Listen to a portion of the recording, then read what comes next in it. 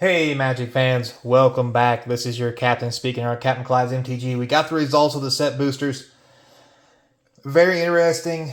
I think will really be a tell-all will be when I do the next next case of draft. So get the easy stuff out of the way.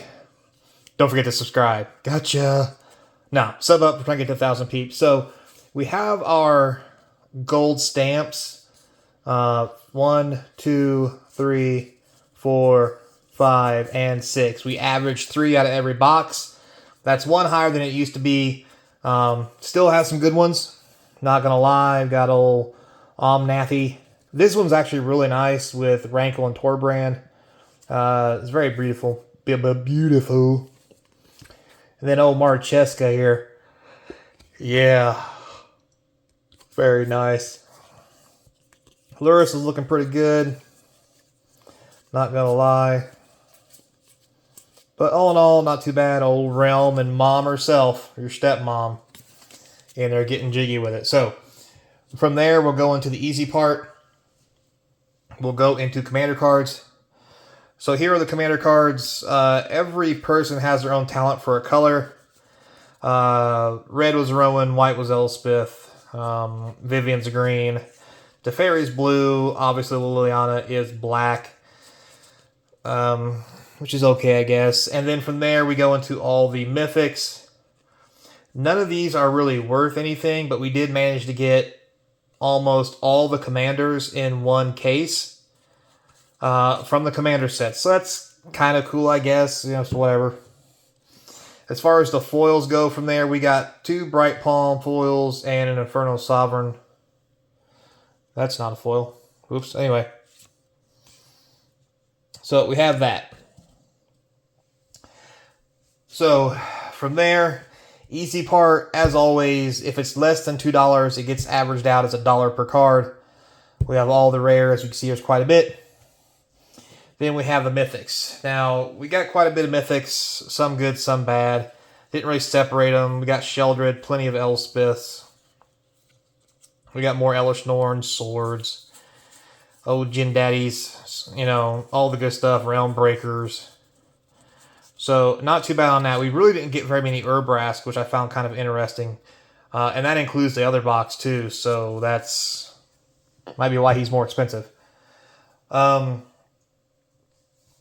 from there, we go into our foils that we managed to get. We didn't get any mythic foils from the actual set. We did somewhere else, but as far as foils from the set, we got 1 City on Fire, a Gajonta and Maven. We got 1 Shark. I got 2 Mavens. 1 Drana. So nothing really too special in the foil section. Now, the interesting part is these. Now, we averaged anywhere from 9 to 11 rares from whatever it's called, Multiverse Beyond or whatever it is. These are just the mythics. All the rares are over there. I did the same thing with the rares. I counted them for $1 a piece on average. There's plenty of uncommons as well. But in the mythics, we managed to get some Kenrith, Vorinclex. We got 1 Ragavan out of 12 boxes. 1 Ragavan. That's okay, though. Because when I open the collector boosters, there's going to be a serialized one in there. It's going to make this all worthwhile. But anyway, the old Urbrask, you know, plenty of them Mizzets. More Elesh Norn and Blight Dragons. More Kenrith. We got 1 Atraxa, which I thought was rather interesting. Now, for the foils out of that set, we did get some doozies. This is a rare etched. Not worth a whole lot, but still something. We got the foil Core Augur, which was really cool, full art. And then a foil etched, get that dirt off there, Blight Dragon. And that thing, it's really beautiful. It is so dark and rich. It's, man, it's just sexy. I don't know how else to say it. That one's really sweet. And, of course, we got some other foils as well. Nothing too big. I mean, they're not really worth anything. A lot of the foil are rares. You know, Death Will, a couple Finns. Zada, and all these are anything from regular foils to etched foils. Like there's an etched Death's Whale. They're okay. Obviously, we had a giant stack of the uncommons because you got at least one uncommon in every box. So those are pretty easy to get. With all that said, we did get a lot more foils as far as lands go. You see here, we got about 1, 2, 3, 4, 5, 6, 7, 8, 9, 10, 11, 12, 13 foils from the lands for full art. And then we got 2, 4, 6, 8 from regular foils, which is kind of interesting. Only because you normally expect to get more foils of the full art lands. But it is what it is. So we won't, I don't know what you want to call it, lollygag about that. So, yeah, we'll leave it at that. Now, with that said, let's move some of this stuff off to the side so we can get our handy dandy notebook in here and start talking numbers. So, as you can see here, our first box was 130, second box 109, next box 92, next box 141, next box 133, and next box 102. That gave us an average of around 117, which was a lot lower, if you guys remember, than the booster boxes. Now, with that being said, a lot of the cards have dropped in price, and that may have something to do with this since this was done after the draft, after the boxes have been out for a while, so we got to keep that in mind.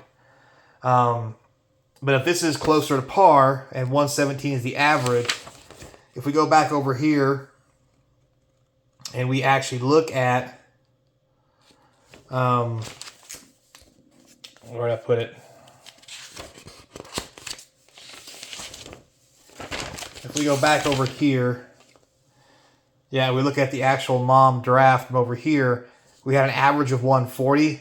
Now, I said take about 20% off of that, so it'd be about 120 minus 8, 112, versus if we leave this number 117. It seems about the same for both sets. I will say the list slot did have a lot going for it. I mean, 36, 64. There's a lattice in here somewhere that was worth a lot of money. So it's very interesting. What I didn't like about this was the mythic slot was really weak.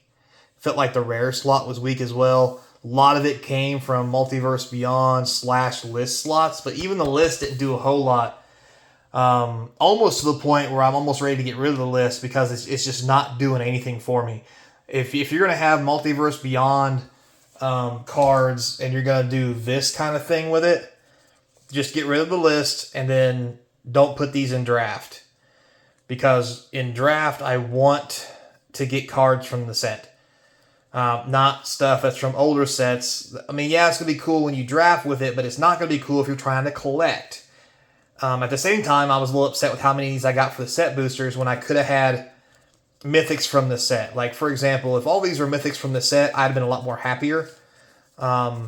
Because these aren't holding up value-wise as well. And not to mention, yes, it's a $40 Ragavan, right? But I'll have to spend that much money to replace the mythics I could have got if he wasn't there and it was actual mythics from the set. So, I don't know. I'm really confused and kind of tore. Right now, I'm going to say it's okay. I have a sneaking suspicion the collector boxes will be a lot better value. At least, God, I hope so. Especially doing them last, it should be a lot better to prioritize and guess what the final value will be as everything starts to line out in the market and simmer down. So, there you have it, guys. If you have any questions, feel free to fill out below, and I'll respond to you best I can. Don't forget to like and subscribe. It helps keeps the channel sponsor free and keeps this kind of stuff going if you like seeing it. And don't forget, until next time, be kind, and I hope to see you across from the game table. Later, player. Man, it really did kind of suck. I hope the collector boxes are better, or I'm going to be all kinds of sad. Deep sad, if you would.